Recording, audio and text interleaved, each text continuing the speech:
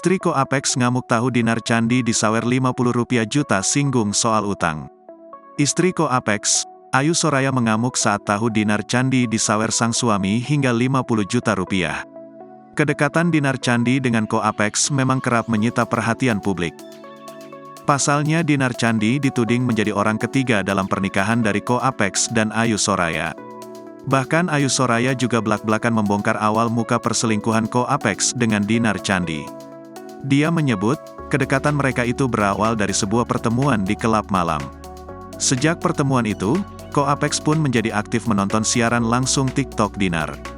Selain itu, dia juga tak segan untuk menyawer mantan kekasih Ridho Ilahi tersebut dengan gift mahal seperti stiker singa dalam jumlah yang tak sedikit. Diungkap Ayu, suaminya beralasan memberikan hadiah tersebut demi menghilangkan rasa lelah setelah bekerja. Kau kaliinlah 40 singa, 50 singa, dia ngasih duit. Wih, meradang dong. Marah ya kan? Ujar Ayu Soraya. Mengetahui hal tersebut, Ayu Soraya pun langsung menyentil soal utang yang belum dibayar.